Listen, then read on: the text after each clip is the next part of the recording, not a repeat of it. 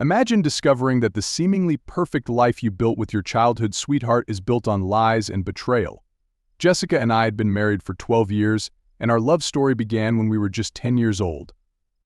I never had an interest in college, so after high school, I took an entry-level job as a draftsman at Desmond Engineering. A year later, Jessica and I got married, and the following year, we welcomed our twin girls, Emily and Emma. The early years were tough financially, but we carefully managed our money and things eventually improved. I was still working as a draftsman, but I had moved up a few grades, so the pay was better, although still tight. We managed to save enough to buy a small house and 2 decent cars, not new, but not old-fashioned either. Jessica always wanted to be a housewife, and since we didn't need extra income, she never worked, which was fine with me. Both of us were healthy and in good shape. Jessica had put on a little weight since our wedding, but not much. She was just over 5 feet tall with dark brown hair and bangs resembling a young Marie Osmond. I hadn't changed much either. I had played right tackle on the high school football team, so I was solid, but not flabby. About a year ago, Brian Lawson moved to Reading from Lancaster and got a job as a surveyor at Desmond Engineering. Brian and I had played football against each other in high school and quickly became friends. He was also married to his high school sweetheart, a redhead named Laura. Laura and Jessica hit it off immediately. Despite Laura and Brian not having kids yet, they were perfect babysitters when we were at work. Brian and I enjoyed each other's company as a break from our wives, and Jessica and Laura did the same. They went shopping, attended parties and club meetings together, while Brian and I watched the girls in TV. Laura took a job as a secretary at Gilbert Engineering, just outside the city. About 6 months ago, I started noticing some changes. The PTA meetings, which used to be monthly, were now weekly, and despite Laura not having kids, she always went to them with Jessica. The frequency of Tupperware and Magic Chef parties increased, yet they never seemed to buy anything. They joined a book club, but never found time to read, and their shopping trips resulted in little to no purchases. Jessica's collection of fashionable lingerie grew, yet I never got to see her wear any of it. This began to bother me, but I kept my concerns to myself as Brian didn't seem to notice or care. One night, about an hour after I put the girls to bed, Jessica came home from a basket party. She had showered before Laura picked her up and took another shower as soon as she got home, which struck me as odd. While she was in the shower, I checked the basket she brought back and found a set of black lace lingerie. Who wears black lace lingerie to a basket party? Out of curiosity, I checked her panties and found them wet and sticky. This was the first time I had ever snooped through her things, but tonight I also went through her purse and wallet. What caught my attention was her cell phone. She hadn't deleted a single call in the last week.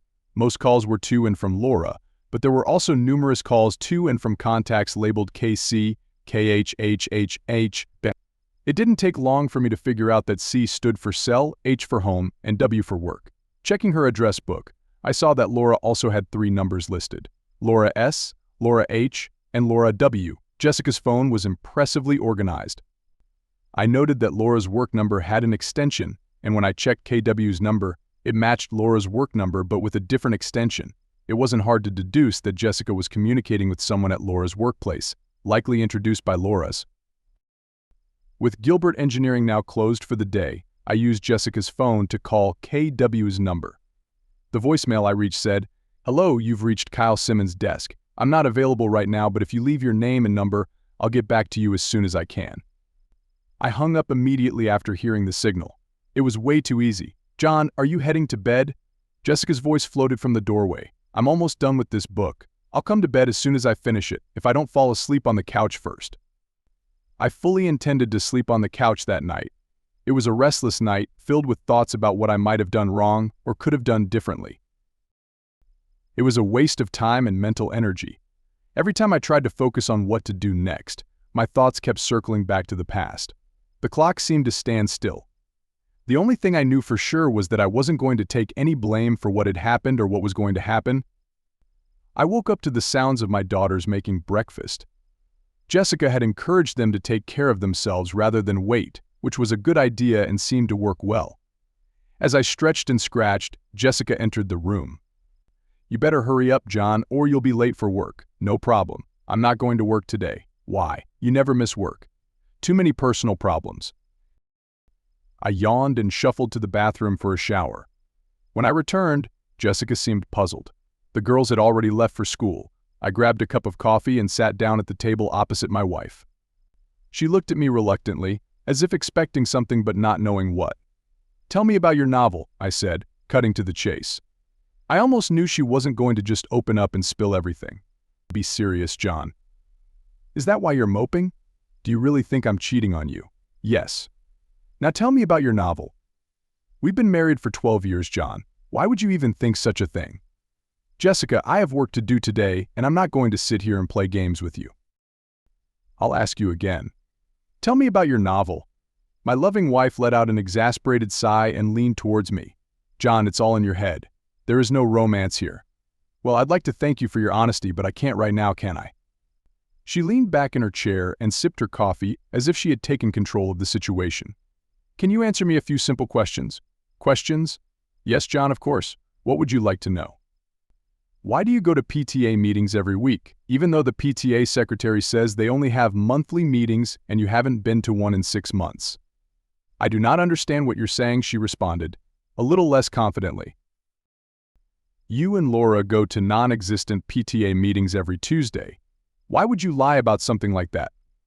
Jessica pondered the question for a while and then found the answer. "I'm truly sorry, John. It's ladies' night at Rosie's Cantina on Tuesday and Laura and I go for 2-for-1 margaritas. We didn't want you and Brian to think we were messing around, so we didn't tell you. It was a mistake and I'm very sorry. From now on, we will inform you." "Nice try, Jessica. Of course you know that I will check this." "I'm sure Laura will support you, but what about the people from Rosie's?" "John, you're making more out of this than it is. Why do you care so much? When you go to those little Tupperware parties and things like that, why do you shower before you leave and again when you get home? A lot of women smoke at these parties. When I come home, I want to get rid of the smell in my hair. It's not a big deal, John. Why do you wear fancy underwear to these parties? You never wear sexy things for me unless it's a special night.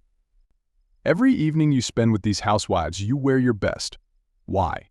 I don't have a good answer to that question. I just want to feel dressed up sometimes when I go out." Her lies began to irritate me. It was time to put an end to this. I was angry, and it was difficult to control. "These are the panties you wore last night." I threw them on the table. "When you came home, the crotch was wet and covered in something sticky. I know what the hell sperm is and I know it's not mine. Don't try to tell me you have a yeast infection or I swear I will hit you." Jessica squirmed in her chair, trying not to look at me. There didn't seem to be a quick answer. "Damn it, Jessica. Why did you come home with stained panties last night? I want an answer. Stop it, John. Just stop it. I can't stand it anymore. We've been married for 12 years. How can you treat me like this?" The continuous stream of lies and constant denial finally got to me. With all the strength I could muster, I threw my half-filled coffee cup across the room, smashing the front of the microwave. This time there was no doubt that I had Jessica's attention. I had never seen that expression on her face before because she had never seen me angry before. Leaning across the table, I looked directly at her and spoke louder than before. "Who the hell is Kyle Simmons?" She got out of the chair and backed toward the sink, trying to get away from me. "Last time, who the hell is Kyle Simmons?" "A friend, just a friend," she stammered, scared to death. "Did you have sex with him?" Yes, I had sex with him." "Did you have sex with him last night?" Yes, I did it." "Stop it, John. Please stop this." I'm really sorry. Just stop, please." She stood at the sink and bawled like crazy. I took a cup out of the cupboard and poured myself some fresh coffee. As I started to sit down, Jessica's cell phone rang. Her eyes darted from me to the phone and back to me. "This is from Kyle." "I think we better answer." I pressed the speakerphone button and answered the call. "Good morning, sugar. I just came to work and saw that last night you tried to call me on my work number. Did you forget something at home, Jessica? Or should I say sugar?"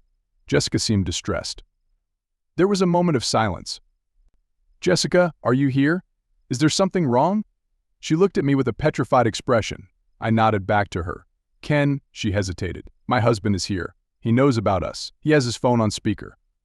Ken didn't hang up, but he didn't answer either. I felt obligated to let him off the hook. "Ken, good buddy, I have some things I need to do this morning, but I promise to come see you this afternoon. Maybe you should put 911 on speed dial." I ended the call and put the phone back in my pocket. Jessica just stood at the sink in her robe, shaking. I have to go. One more question. Who is Laura seeing? John, no, please don't make me. The second cup flew across the room and crashed into the tiled wall behind the sink. She jumped back and couldn't speak fast enough. Kevin Reynolds, I'll be back this afternoon. Remove all your belongings before this time. My mom will stay with the girls until we make other arrangements. Anything you can't fit in your car, I'll get for you. Let my mother know where you will be. Do not call me. She didn't move or say anything else as I walked out the door. Of course, I had no idea what to do next. I decided to go into the office and see Brian. I thought of him as a friend and felt that he should know what was going on. It was pretty easy to figure out that Laura met Kevin at work and became friends with him. Kyle was probably Kevin's friend who needed a date. I may have simplified this a bit, but I thought it was close enough. Brian was not in the office. He was on site setting some bets or something like that. I called him on his cell phone. Brian, I don't want to bother you, but I have bad news. Is someone injured? Not yet, but they will be. What the hell are you talking about, John? Jessica and Laura got themselves a couple of boyfriends on all those nights when they had to go to meetings and Tupperware parties. They actually got together. Are you sure? I don't believe you, John. Sounds like some kind of nonsense to me. Ask Laura about a guy named Kevin Reynolds. He works with her at Gilbert. I think she introduced Jessica to another guy from there. Damn, are you sure? Damn it, John. I know Kevin Reynolds. We were in the same graduating class. What about a guy named Kyle Simmons? Yes, him too. Tall, skinny guy. Brian, I believe Jessica is going to warn Laura as soon as she can. Jessica gave me a whole lot of crap this morning before I pinned her down. I'm sure you'll get the same from Laura. Brian hung up and I went to HR to ask for a short leave. I didn't feel like working right now. It only took 10 minutes to transfer all the work I was doing to another draftsman. Around the same time, Jessica's cell phone rang. Caller Idaho showed it was Laura. What on earth is happening? Laura exclaimed. Billy just called me. He showed up at the office and it seems someone told him something. I didn't respond. Jessica, are you there? This isn't the right time for jokes. Hi Laura, this is John. I had to use Jessica's phone this morning because mine died. Laura, what are you talking about? What did someone tell Brian? My voice was tight with anger and disgust. I'm really sorry, John. I thought I was calling Jessica. I'll try to get her home. But you shouldn't bother her right now. She's busy packing all her stuff. What do you mean, packing her stuff? She's going back to live with her parents for a while. The silence on the other end was almost tangible. I could imagine the panic spreading through Laura's mind. I think it's more important for you to tell Ethan that Brian is on his way. He might need a head start. Oh no, this can't be happening. No, Laura hung up.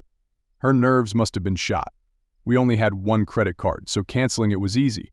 We also had an ATM debit card, and it took me just 5 minutes to change the PIN. I wasn't sure what to do about the checking account, so I left it alone for now. I still needed it to pay bills and utilities. I just hoped Jessica didn't take any receipts with her. My phone rang again, but this time it was my own. Brian had chased Ethan Reynolds out of the Gilbert building and caught him in the parking lot. Brian was now in jail and wanted me to tell his brother from Lancaster to come and post bail for him. I called his brother. With nothing more I could do for Brian, I headed to Taco Bell for lunch. After eating, I visited my parents. I explained the situation to them. Mom was more than willing to help out with the girls. She stayed with me during the week, and the twins stayed with them on weekends. Now it was time to confront Kyle Simmons. The guys in Gilbert's drafting department were eager to tell me about Brian's dramatic visit that morning. Their office overlooks the parking lot, and they had seen everything. Brian caught Ethan before he could reach his BMW, threw him over the hood of a car, and started pounding his face. The guards rushed over and tried to pull Brian off, but it took a stun gun to finally subdue him. Ethan had to be taken away in an ambulance. One of the guys pointed out Kyle Simmons' empty office. It looked like Kyle had quit suddenly that morning. We walked past Laura's desk. She wasn't there either, but it seemed like she was still employed. 10 minutes later, I had Kyle's home address and drove over. It was a small ranch house with no garage. A white Lexus sat in the driveway with the trunk and back doors open. As I approached, Kyle came out with an armful of clothes. He saw me, dropped everything, and bolted back inside. I tripped over the dropped clothes but saw him dash out the back door as I entered the house. I couldn't help but laugh at his reaction. Unlike Brian, I wasn't here for a fight. The house looked like a furnished rental, explaining why Kyle didn't have a moving truck. Another 10 minutes and he would have been gone. I wasn't interested in chasing him, but I did want to see what he was leaving behind. I found a few interesting things. His cell phone on the living room table, a folder with his passport and personal documents, and a small laptop on the dining table. I gathered up the items and left. I didn't want to do anything illegal, but I couldn't resist letting the air out of one of his tires. He'd have to empty the trunk to get the spare, all while nervously looking out for me. I visited Brian in jail. His brother was already there, handling the legalities, so I just waved and smiled. Brian seemed to be in good spirits despite the circumstances. Mom was already home, and dinner was underway. We chatted briefly, and then I took the items I got from Kyle into my office to examine them. Before I could dig in, Natalie and Ashley came home from school. I decided it was best to address the situation head-on. "Hi, Dad. What's Grandma doing here? Where's Mom?" Natalie asked first. "Your mother and I decided to take a break from each other. She's going to stay with her parents for a while." Ashley started to smile while Natalie rolled her eyes and groaned. "I win. Ha, I knew it." Ashley was gloating and her sister was scowling. "What's going on?" "What's so funny?" Ashley explained. "Beth and I had an argument. I said Mom was cheating on you and she said it would never happen. Looks like I was right. I never said anything about your mother cheating. We're not stupid, Dad. Don't treat us like little kids. We know what's going on." I just didn't want to admit it. "Ashley is right. Mom is cheating on you." "How did you know?" "I just found out. You're a bit slow, Dad, and too trusting." Ashley put her hand on my shoulder. It was surreal, a 12-year-old trying to comfort her father. One Saturday, when Mom and Laura said they were going shopping at King of Prussia, Mom wouldn't let Ashley and me go with her. She said it was an adult shopping day and promised to make it up to us later. On Monday, 2 kids at school said they saw her with a guy in Nobles Grove. We called them liars, but one of the girls had a photo on her phone. It seemed minor, but Ashley insisted she was cheating. "Why didn't you tell me?" They both shrugged. A couple of weeks later, Emily Walker's parents saw Laura, Mom, and 2 guys at TGI Fridays in Allentown. They told Emily, who told us. I was stunned. Thank goodness Grandma had invited us for dinner. We avoided the topic during the meal, and I apologized before dessert. Fortunately, the twins dropped the subject for the rest of the night. I felt a bit of relief. I had just started exploring Kyle's laptop when his cell phone beeped with a text message. "Dear Kyle, sorry for the trouble. Love, Jessica." It came from Laura's phone, meaning she and Jessica were together. I couldn't resist replying. "Dear Jessica, thanks a lot. John." Now she knew I had Kyle's phone. I spent the next few hours sifting through files on Kyle's computer. There were no emails between him and Jessica, but I found some revealing correspondence between Kyle and friends in Lancaster. I was appalled by what I read. Jessica and I had been together nearly our entire lives, yet she had formed a closer bond with Kyle in less than a year than she had with me in almost 20.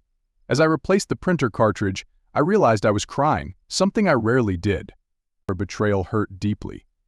Through my tears, I printed out several emails and photos. I would have printed more, but I ran out of paper. None of the images were explicit. All were suitable for mixed company. Beth poked her head in and asked if she could call her mother. I couldn't refuse. My mom stayed with the twins while they talked to Jessica, and she overheard everything. She didn't eavesdrop, but the girls didn't try to hide anything. Mom later told me they didn't go easy on Jessica and blamed her for everything. The conversation was brief. The emails were intriguing. Kyle had applied for and been hired as an engineer for an alternative energy project in Spain. His start date in Spain was in 6 weeks, and apparently he hadn't informed Gilbert Engineering about his departure.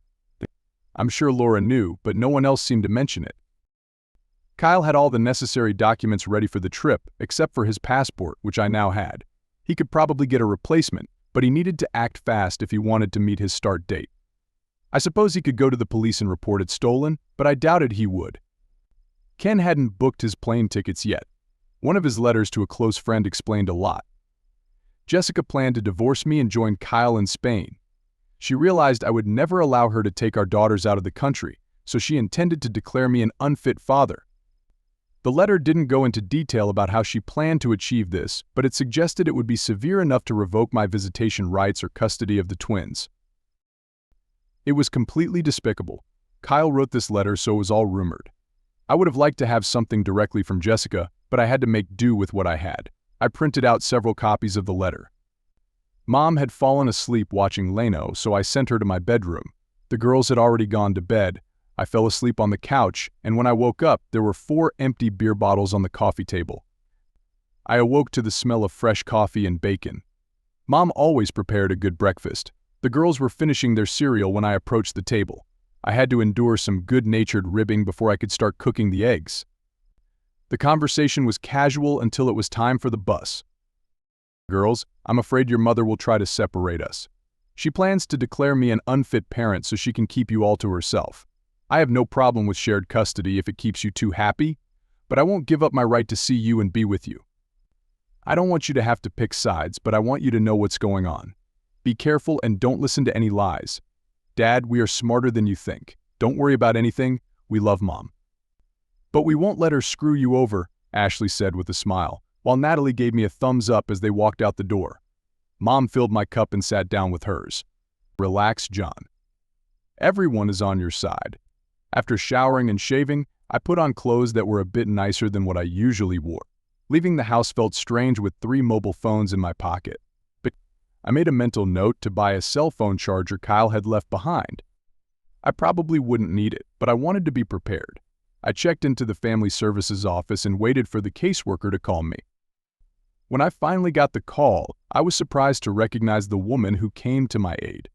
John Terrell, I haven't seen you in over 10 years. What did you do this time? Jenna Lawson was easy to remember. In high school, she was one of the goth girls. The goths had their own small group and were often ostracized by other kids, especially the athletes like me. She looked normal now, but I always remembered her with pink hair, black lipstick, and dark eye makeup. But the goths were always rumored to be into drugs, sexual deviance, or witchcraft, though it was probably none of those things for Jenna. The sign on her desk read, J. Lawson, so I assumed she had never married. 12 years ago I could understand it, but today she looks. What can I do for you? Jenna interrupted my train of thought with her question. You look great, Jenna. She laughed at my awkwardness. You mean compared to how I looked before? Now I felt embarrassed. Probably. But I didn't mean to imply anything. Relax, John. I was halfway through college when I realized I was smart enough to see the world as it was, without a false facade. I've been what you would call normal for almost a decade now. I'm much more comfortable saying normal than before. Damn, that sounds patronizing. I have a hard time keeping my foot out of my mouth. You must excuse me. Forget it. Why are you here? Before we begin, I need to ask you a question. Do you have a file or report on me? Do anything at all? Her fingers danced across the keys like a pianist. There's nothing here, John. You married Jessica Parker, right? Yes, and there's nothing under her name either. It sounds like you two are feeding your children rather than beating them. You have children, right? Yes, we have 12-year-old twin girls, Natalie and Ashley. Fine. Now can we move on to the problem that brought you here? Jody, this is a little far-fetched and may seem hard to believe. But my wife is planning, believe me, and wants to take the girls with her. It's not hard to believe, John. We see this all the time. Shouldn't she have a reason to do something like that? Usually, when a mother comes to us, she has documents or something to support the accusation. You just checked and found nothing, right? That's right, John. But how do I know you're not setting me up because you did something and she hasn't had a chance to report it yet? She may be obtaining medical information or police reports before coming to our office. Just because we don't show anything on our computer doesn't mean you didn't do anything. You're saying I can't win? No, I'm not saying that. Why do you think she's going to do something like that? I had no intention of showing anyone the email Kyle sent, but now I felt I had no choice. Why did I make copies if I wasn't going to give them to anyone? I handed one across Jenna's desk. Where did you get this? I took it from a computer I obtained illegally. I know it can't be used for any legal reason, but it's proof of what's going on. The word conspiracy comes to mind, but I don't know the legal definition. I wanted to talk to you or someone in this office because I don't know what to do. I don't know how to protect myself and my daughters from something like this, and I can't afford a lawyer. Jenna Lawson relaxed in her chair. She rocked back and forth several times and then leaned toward me. But can you come back tomorrow morning? Yes, fine. See you then? Can I keep this copy of the letter? I nodded and turned to walk out the door. It was nice to see you, John. I smiled and she smiled back. I forgot the goth girl and saw a new Jenna. I didn't know any lawyers, so I had to pick one from the phone book. I knew Jessica was planning to divorce me, but under the circumstances, things could change. I didn't want to take any risks. I wasn't sure what our financial situation would look like in the next few days or weeks. So I asked the lawyer for a price up front for the entire package and paid it in cash. I advised him to handle it in the fastest and easiest way possible. If Jessica wanted the house, she could have it, as it was worth less than the mortgage. I insisted on joint custody of the twins at a minimum and full custody if possible. I agreed to pay child support, but not alimony. Brian called me on the way to lunch. He needed housing and I, of course, offered to shelter him. We met at Taco Bell for a gourmet lunch. When I approached, a stupid smile appeared on his face. I know you can't be that happy. What happened? A friend of mine who works at Community General Hospital told me a little information about Ethan. Laura went to visit him, and while she was there, Ethan's wife came in with their 2 children. Laura had no idea what she was getting into. Things got so messy that hospital security had to escort Laura out. I walked past Gilbert to talk to her, and she was no longer there. She was gone. I think she should be home now, but I'm not sure. Why didn't his wife live here with him? I don't know. Why didn't he go home to his wife and kids on the weekends? But I don't know that either, and honestly, I don't care. Brian took a week off from work to sort out his affairs. I didn't know where he would sleep since my mother was also staying with us, but we decided to figure it out. He planned to go to his house to pick up some clothes and personal belongings in case Laura wasn't there. He decided he didn't want to talk to her anymore. I was on my way to see my insurance agent when my cell phone rang again. John, this is Samuel Parker. Can you come over for a while? Can you come over so we can try to figure things out? Jessica is in complete despair and her mother is not helping. Who will be there?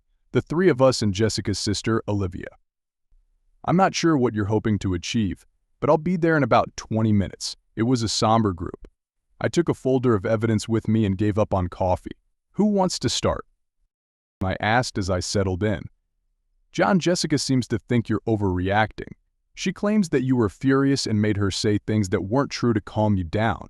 She says she didn't do anything wrong and you have no right to kick her out. Samuel, her father, looked at me with a mix of confusion and concern. I had the distinct impression that my dear wife was spinning a heavily embellished version of events for her parents. But I could understand why she didn't want to admit to them that she had cheated, but it irritated me that she shifted the blame onto me. What do you want me to do, Samuel?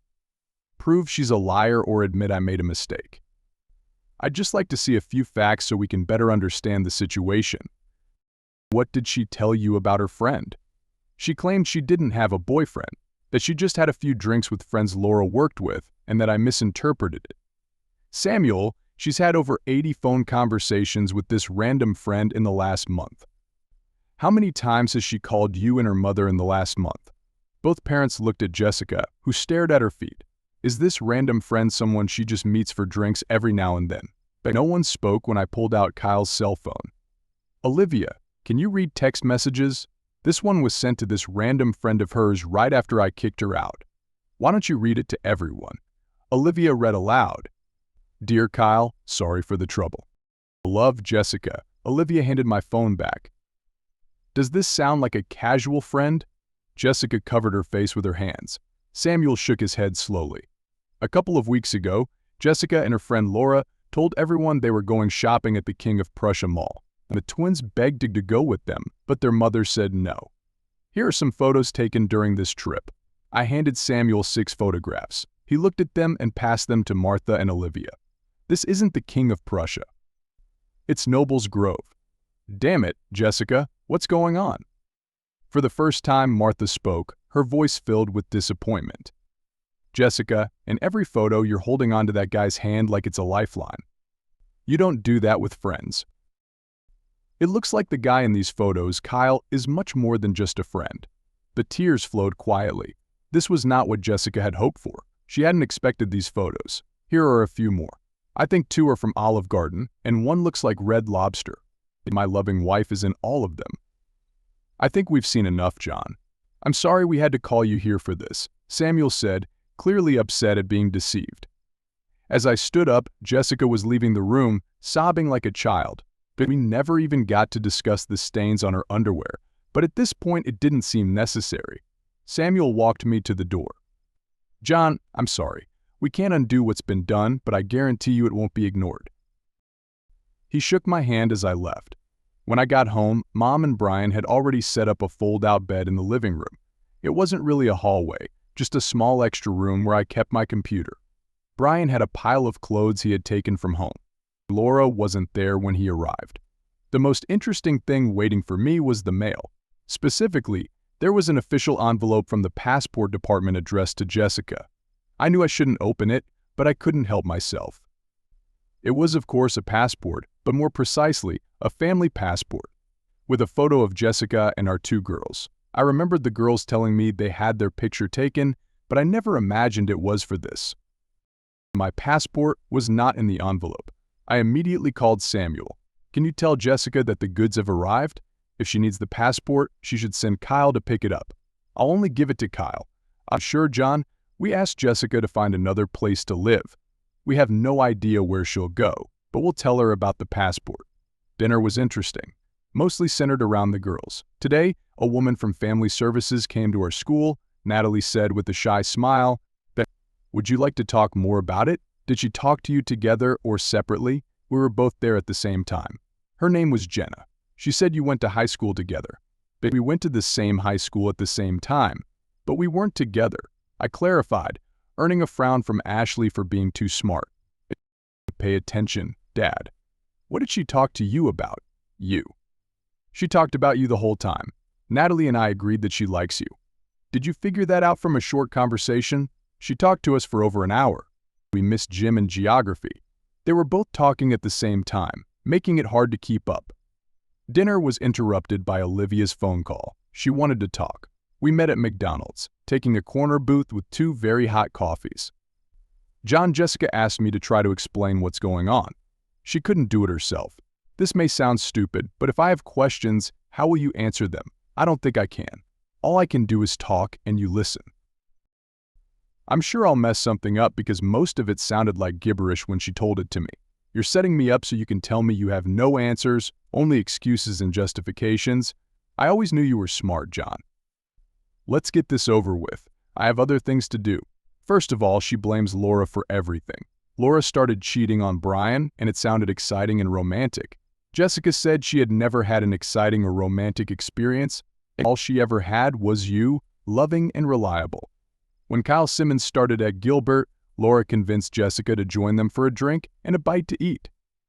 Laura and Ethan often disappeared for some lovemaking, leaving Jessica and Kyle alone. Eventually they started fooling around too, and soon it was a full-blown affair. Once it started, she couldn't or wouldn't stop. Kyle impressed her with his stories of what he was doing and what he planned to do. She wanted to join him and share it all. When he asked her to go to Spain, she jumped at the chance. The big problem wasn't leaving you, but leaving the girls. She knew you would never let her take them abroad, so she planned to make you look like an unfit father. Now she knows it was a mistake. After talking with the girls, she realized they are closer to you than to her. She decided not to try to take the twins if you agreed to a divorce without any conditions. That's almost all. So yes, fine. Tell her to go ahead and apply. I won't dispute this if everything is as you described. Oh, John, one more thing. Jessica would like to get her passport. Do you have it with you now? Everything started to become clearer. I had no idea how she planned to do this, but I suspected she hadn't given up hope of taking the girls with her. They would resist all the way unless she had something up her sleeve. The family passport played a decisive role in the deal. "Olivia, my coffee is cold. I'm going to go home and take a hot shower. Don't call me anymore." "John, what the hell is wrong? Why are you so angry? You know damn well what you did. Do you two really think I'm that stupid? Go back to your whore sister and tell her there is no way she can have my daughters. Since you decided to help her, I'll have to ask you to never talk to my girls again." Olivia was talking on her cell phone as I left McDonald's. I could only guess who she was calling. I arrived at the Family Services office before it opened. "You couldn't stay away from me, could you?" Jenna walked in with a big smile and a Starbucks cup in her hand. She motioned for me to sit down and apologize for not having more coffee. "I think you know that I talked to your daughters yesterday." I nodded and smiled. For some reason, I felt tongue-tied and out of my element. I remembered feeling the same way the last time I talked to her. Having been with Jessica my whole life, I never had the opportunity to develop social skills with other women, and it was showing. "Is something wrong, John? Apart from that?" No, I wasn't trying to be smart. I just couldn't formulate the words. "I'm so sorry, Jenna. I think I'd better leave. I'm not all here this morning. I'll call you later." "Before you go, I'd like you to know that I'm getting a restraining order against your wife. I can't stop her from seeing or being with the girls, but I can stop her from taking them out of state or denying you access to them. It will be delivered to her before noon." This brought a big smile to my face, but I left the office anyway. I headed to the nearest Starbucks. The coffee smelled good, but for the first time I felt depressed and confused. I drove around for a bit and then headed home. Brian told me that Laura had moved back to her parents' house near Afra, so he was only returning to his place until he could sell or rent it out. He spent the morning at the bank, the insurance company, and the law office. He wanted to try to get some money from Gilbert, but they didn't have a company policy against fraternization.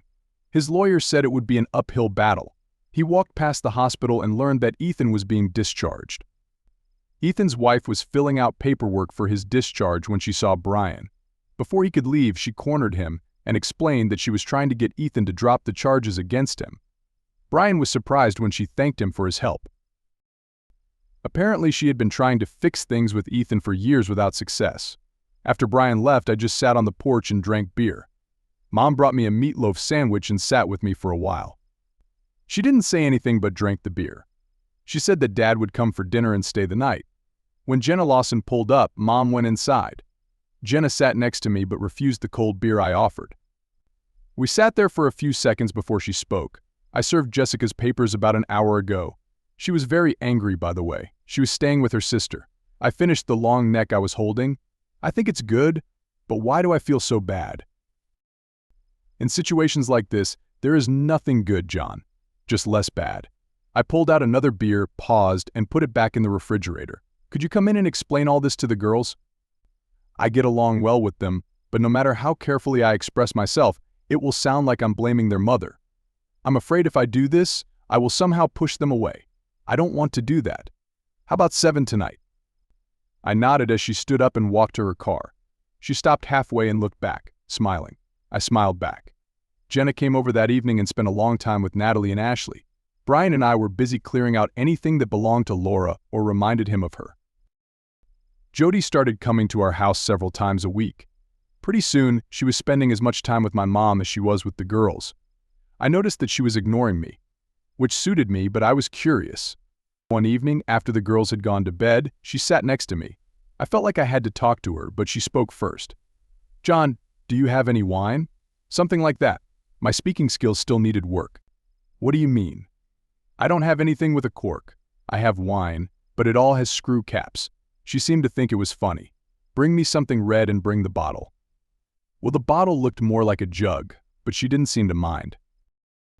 I poured it, and we drank. Finally, I forced myself to break the ice. "I think the girls benefit a lot from your visits. How long will you have to see them?" "Oh, the twins are fine. They don't need to see me."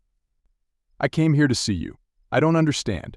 You barely even talk to me when you're here. I thought that was what you wanted." "Not really. I was just afraid you had some kind of rule against fraternizing with clients." Her quiet laugh made me feel more comfortable. "I'm amazed that you didn't even ask to see my tattoos." "What tattoos?" It's clear that she was trying to engage me in some frivolous conversation to try to relax me.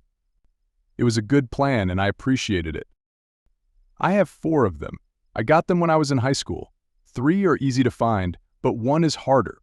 Are you going to show them to me, or will I have to look for them? It'll be more fun if you watch." "But I'm going to need some more wine if you're going to do this." We both laughed as I filled her glass to the brim. The hunt was much more interesting because we had to be quiet so as not to wake the girls. The 4th one was indeed in a very secluded place, and I admired her for a long time before she pushed me away. She left before the twins got out of bed, but I had a strange feeling they knew what had happened. I told my lawyer from the phone book to finish the divorce papers and deliver them. Jessica would have to accept what I suggested or handle it herself. She was still living with Olivia when the papers were served. There was no response, and they didn't even call me. Several more weeks passed. Things weren't going well for my father. Mom spent more time with him than with me. Fortunately, school was just ending, and the girls moved in with her for the summer. By the end of the summer, Dad was transferred to a nursing home. Brian and I helped Mom prepare the family home for sale, and she moved back in with me. Jody visited the girls at their mother's house all summer and spent 3 or 4 evenings a week with me. They went shopping and out to dinner together, and I was glad for the attention Ashley and Natalie were getting. At least I didn't envy them anymore. I was pretty sure they knew what was going on between Jenna and me. Jessica called the girls about once a week, but the conversations were always short and seemed tense. Most of the time, the twins didn't even tell me she called. Brian's divorce from Laura was finalized. I had no idea what my status was. Brian decided he wanted to start his own surveying business and asked me to join him. I didn't have enough money to contribute until my mom came to the rescue. When Medicare picked up my father's expenses, she thought I should use the remaining money for the business. I believe she also thought of it as an investment in her future. 3 months later, Brian and I had our own small surveying business. Fortunately, my drawing skills developed into drafting plans. The twins were visited by their mother. They thought they would go to the guidance office to see her, but they were both disappointed to see Jessica. They tried their best to be polite and respectful, but they struggled. She told them she loved them and was sorry for how things turned out. She was going to Spain to see the windmills and promised to send postcards. She also promised to call them on their birthdays and send amazing Christmas gifts. They said she cried when she left. Jessica never called me to tell me she was leaving. But the next week, her parents showed up at the house. They apologized again for what Jessica did but made no attempt to defend or justify her actions. Ashley and Natalie were their only grandchildren, and they wanted to be able to see them. I had no problem with their request. They said Olivia was too ashamed to come to me. She was torn between her sister and her parents. 2 months later, my divorce was finalized. Jenna and I went to Red Lobster to celebrate. It was a rare evening without the girls. They didn't seem to mind. In fact, I think they were happy for us. We spent the night at a local Holiday Inn. The twins were delighted when I returned home at 10 o'clock the next morning. They didn't say anything, but they smiled from ear to ear all day. A year later, things were going great, but unfortunately Dad passed away. Mom expressed interest in moving to Florida with her sister, but didn't want to leave the girls. The twins felt that their grandmother should go. They carefully explained to me that Jenna could take her place, even though she couldn't cook as well as Mom. They also insisted they were old enough to have separate rooms. It was an obvious and good plan. The girls received birthday cards from their mother, but there was no phone call. She also sent many postcards, all showing Spanish windmills. I wasn't sure what that meant. She sent them 2 fashionable embroidered dresses for Christmas, but didn't anticipate the growth spurts of young girls entering their teens. None of them fit. Fortunately, the girls weren't disappointed. Gilbert Engineering became our largest client. Brian was pleased to learn that Ethan was now teaching electronics at Lebanon County Vocational School, a big downgrade from his previous position. He was no longer married. Laura remarried and moved to California. Kyle Simmons didn't last 6 months at his new job. He was now working in the States, but no one seemed to know where. Brian contacted his high school's alumni association to find out. My best friend always thought I got away with Kyle too easily. The strange thing was that the girls still received postcards with pictures of windmills. There was never any information on the cards, just general sentiments. Samuel told me that Jessica called them several times. She worked at a travel agency in Barcelona. She never mentioned Kyle or gave them any information about what happened between them. Jody and I went to Maryland to get married quietly a year later. Ashley and Natalie were just as excited as we were. They were looking forward to having a little goth girl as a sister. I think it was some kind of private joke between the girls and their new mother. They never let me in on it. I never understood the significance of the Spanish windmills. What would you have done in my situation? Have you ever faced a betrayal that turned your life upside down? Share your thoughts and experiences in the comments below. I want to hear your stories.